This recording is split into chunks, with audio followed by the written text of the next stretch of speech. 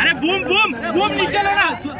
अरे दादा बूम दादा दादा बूम पूरा आ रहा है यार। इकडे इकडे भुमरे साहेब मागे आना sir sir sir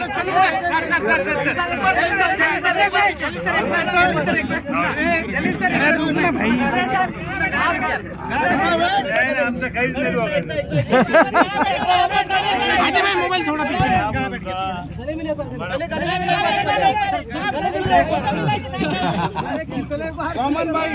common bite करा कॉमन बाईट एक सगळ्यांचा कॉमन करा चला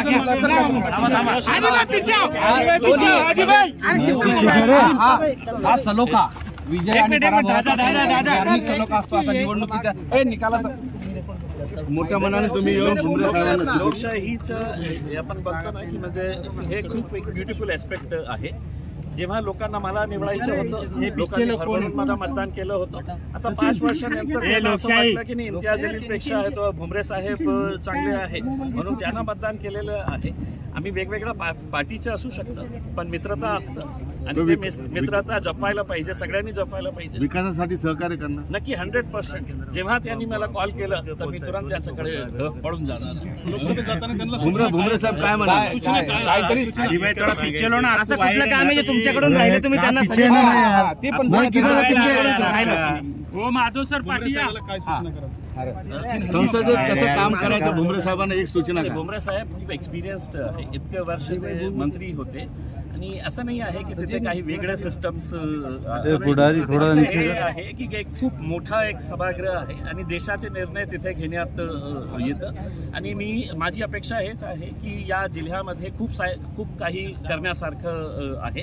जे काम अर्धवट राहिलेले आहे नक्की ते भुमरे साहेब पूर्ण करतील आणि जिल्ह्याच्या विकासासाठी जेव्हा जेव्हा त्यांना माझी गरज लागेल आम्ही सगळं एकत्र येऊन आम्ही जिल्ह्याच्या विकासासाठी काम करू। भुमरे साहेब काय म्हणाल? शुभेच्छा दिल्या मोठ्या दिलाने इम्तियाज जलील साहेबांनी खरोखर म्हणजे मन मोठं करून शुभेच्छा दिल्या आणि जलील साहेबांनी मी कायम म्हणजे आमचे पक्ष वेगळे असतात पण आम्ही कायम विकासाच्या बाबतीत एकत्र पालकमंत्री असताना मंत्री असताना आम्ही एकत्र येऊन विकासाच्या बाबतीत अनेक कामं करण्याचा प्रयत्न केला, एकमेकांचा सल्ला घेण्याचा प्रयत्न केला। म्हणून मला सांगितलं की जलील साहेब यांना सुद्धा 5 वर्षाचा चांगला त्याचा निश्चित मला सुद्धा फायदा निश्चित झाल्याशिवाय राहणार नाही आणि जलील साहेब तुम्हाला मी सांगतो की जलील साहेबांसारखा मन मोकळे दिलदार माणूस आतापर्यंत पाहिलं नाही। आजच ते बोलत निवडणुकीच्या काळात सुद्धा जलील साहेबांना कल्पना आहे की निवडणुकीच्या आधी सुद्धा आमच्या 1-2 भेटी झाल्या। ठीक आहे ते त्यांचे MIM कोण राहिली मी शिवसेना पण आम्ही खेळीमेळीच्या वातावरणात ही निवडणूक लढली। हारजीत होत असती गेल्या वर्षी जलील साहेबांनी यावेळेस असं नाही हारजीत होत असती पण एक खेळीमेळीच्या वातावरणात निवडणुका लढल्या पाहिजे। ती निवडणूक आम्ही खेळीमेळीच्या वातावरणात चंद्रकांत खैरे पळून जातात मात्र पराभव होऊन देखील तुमच्या घराबाहेर घेतला दोघांमधला काय फरक वाटतो तुम्हाला? खैरे हा माणूस आहे का? खैरे तुम्ही बघितलं असेल खैरे म्हणजे त्याचं नाव सुद्धा तुम्ही घेऊ नका। तुम्ही सांगितलं की खैरे म्हणजे बालीच माणूस त्याच्यापेक्षा काय सांगायचं त्याच्यापेक्षा माझ्यावर कुठलाही शब्द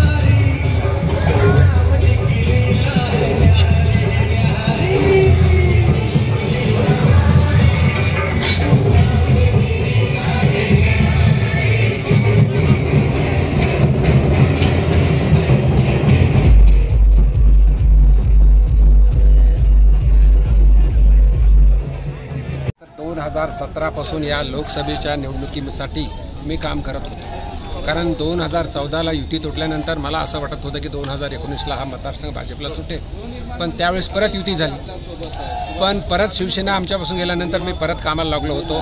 पण कोणी असो, आज महायुतीचा खासदार माननीय भुमरे साहेब निवडून येत आहेत. आम्हाला आनंदाची गोष्ट आहे. जे काय केंद्र सरकार असेल, राज्य शासन असेल, त्यांच्या माध्यमातून ज्या ज्या काय योजना त्या आम्ही ग्राउंड लेवलला आम्ही राबवलेल्या आहेत आणि संभाजीनगरचा लोकसभेचा खासदार हा महायुतीचा आहे. आम्ही पुन्हा एकदा आम्ही डौलाने छत्रपती संभाजीनगरवरती भगवा फडकवणार असं पद्धतीने संजय शिरसाट म्हणालेले आहे. आमच्या महायुतीचा विजय झालेला आहे. हा बरोबर आहे, कारण इथं छत्रपती संभाजीनगर नाव व्हावं म्हणून आम्ही मागच्या कित्येक वर्षापासून प्रयत्न करत होतो. छत्रपती संभाजीनगर नाव झालेलं आहे आणि आता परत युतीचा भगवा इथं पडतो. तुम्ही बूथ नियोजन तुमचं एक खालच्या स्तरापर्यंत होतं आणि बूथचं नियोजन तुमचंच एक प्रकारे कामाला आलं असं देखील चर्चा आहे. कशा पद्धतीचं नियोजन? बूथ नियोजन तर होतच होतं. 1892 बूथ होते. 1892 बूथचं नियोजन होतं. त्याचबरोबर 1892वर लाभार्थी कोण कोण आहेत त्याची आम्हाला माहिती होती आणि त्या लाभार्थ्यांचे मेळावे असतील, वेगवेगळ्या केंद्र शासनाच्या योजना असतील, त्या माध्यमातून आम्ही जनतेपर्यंत पोहोचलो होतो आणि त्याच्याच मतानं आमचे उमेदवार, युतीचे उमेदवार लाखोच्या मताने विजय होत आहेत. त्याच्याबद्दल आम्ही त्यांचं अभिनंदन करतो. उनकी जीत हुई है, क्या कहें? छत्रपति संभाजीनगर शहर में महायुति के उम्मीदवार माननीय संदीपान जी भुमरे, इनकी जीत ऑलमोस्ट डिक्लेयर हो जाएगा. लाखों से वोटों से वो आगे है. ये हमारे सभी छत्रपति संभाजीनगर वासियों के लिए बहुत ही महत्वपूर्ण चीज़ है. मैं इतना बताना चाहता हूँ कि शिवसेना जो 2 फूट हो गए, 2 गुट हो गए, तो 2 गुट होने के बाद 1 गुट हमारे जो संजय जी की शिवसेना है हमारे साथ आई और इसके लिए हम दिन रात काम कर रहे थे और हमें यश मिला है. इसका हमें आनंद है. और मैं इतना ही बताना चाहता हूँ, ये जगह भाजपा के मिलना बोल के मैं पिछले 5-6 साल से कोशिश कर रहा था. हम काम भी कर रहे थे लोकसभा में और हम अभी यशस्वी हो गए. जी, कहा जा रहा था कि बीजेपी के कई सारे लोग नाराज हैं. शुरुआत में ऐसी अटकलें भी लगाई जा रही है. बिल्कुल बीजेपी का तो मेन आदमी जो मैं क्लेम कर रहा था मैं ही था. जो मुझे पहले दिन से जैसा भुमरे साहब को उम्मीदवारी डिक्लेयर हो गई उस दिन से हम काम कर रहे हैं और माननीय मुख्यमंत्री जी ने उनके सभा में जो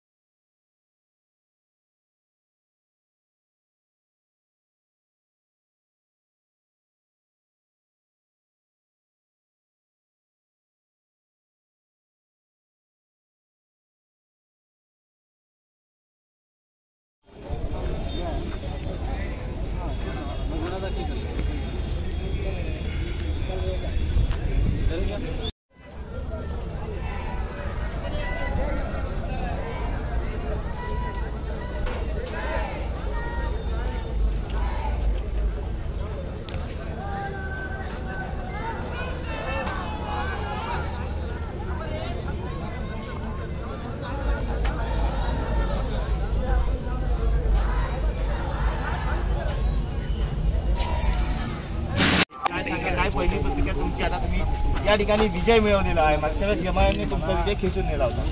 2 वर्षापासून भारतीय जनता पार्टीचे सर्व कार्यकर्ते आणि आम्ही तयारी केली होती. बूथ लेवलपर्यंत काम करून आम्ही ही सीट लढणार होतो, पण शिंदे सेनेने लढली.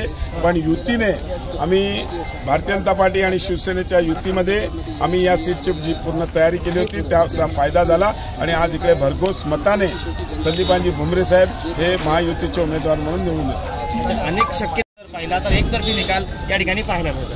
का केलेलं कार्यकर्त्यांचं काम आणि बूथ लेवलपर्यंत आम्ही सगळ्या पोहोचलेलो होतो आणि त्यामुळेच आम्ही एवढं यश प्राप्त करू शकतो.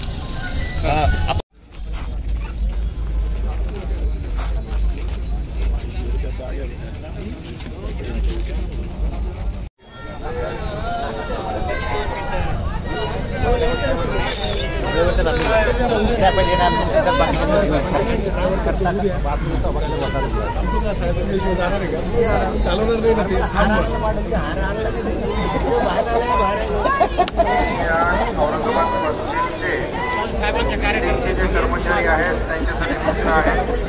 त्यांनी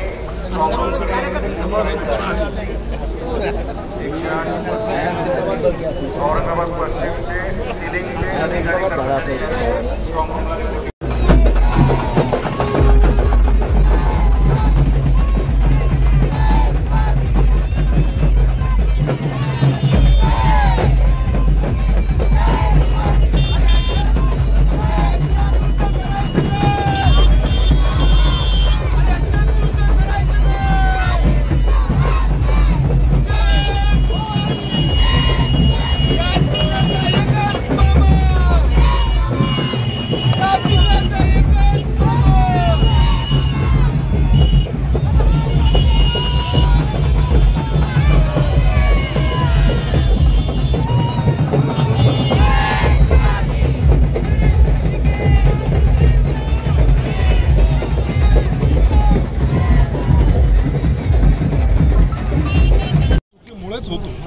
जनता तुमच्या बरोबर होती, परंतु त्यांना आपल्याकडे पूर्णपणे घेण्यामध्ये आम्ही अपयशी ठरलो एवढं मात्र निश्चित. तुम्ही खूप हट्ट केला होता या जागेसाठी, शिवसेनेला सोडण्यासाठी. जागाला हट्ट म्हणजे ती जागा होती शिवसेना प्रमुखांची जागा, आवडतं शहर आहे, ही जागा आम्हीच लढवणार आणि आम्हीच जिंकणार आणि हे आम्ही दाखवून दिलेलं आहे.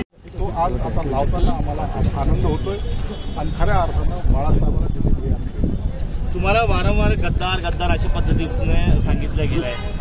आता हे चालतं राजकारणामध्ये कोण काय बोलवून कुणाला, परंतु जनता ही कधी विसरत नसते. जनतेला माहिती कोण काम करणार आहे पण कोण खऱ्या अर्थाने हिंदुत्वाचा नारा लावणार. आम्ही खरे शिवसैनिक ते म्हणायचे. आता खरे शिवसैनिक लोकांनी जागा दाखवली ना हो. आता त्यात काय आमचा दोष आहे?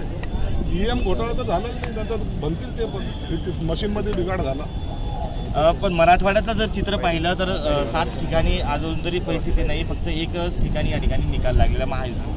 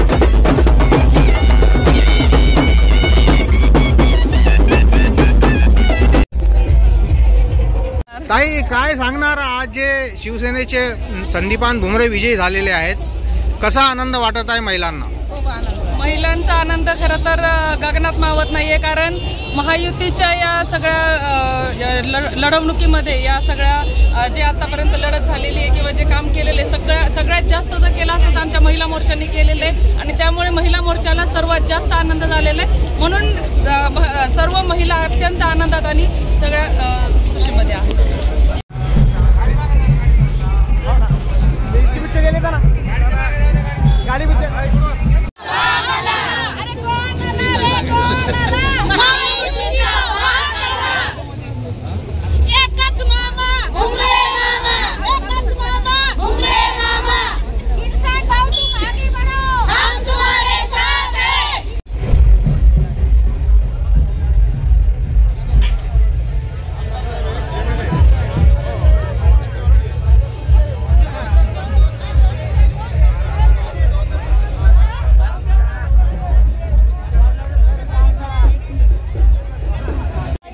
सांगा तुम्ही. आज मोठा विजय झालेला आहे शिवसेनेचा. आज खूप छान वाटतंय आम्हाला सर्व महिला आघाडीला, कारण की आमचा शिवसेनेचा बालेकिल्ला होता छत्रपती संभाजीनगर हा 5 वर्षापूर्वी पश्चिम आणि 5 वर्षापासून दुसऱ्यांच्या ताब्यात होता. आज आमच्या ताब्यात आम्ही खरोखरच शिवाजी महाराजांचं स्वप्न पूर्ण केलं, खूप अभिमान वाटतोय. आणि आदरणीय संजय भाऊ शिरसाट साहेब यांचंही मनापासून आभार मानतो आम्ही की त्यांनी एवढं त्यांचं म्हणजे विश्वास देऊन CM साहेबांना तिकीट आणलं आणि आज दणदणीत विजय करून दाखवलं. खरंच खूप खूप धन्यवाद शिरसाट साहेबांना.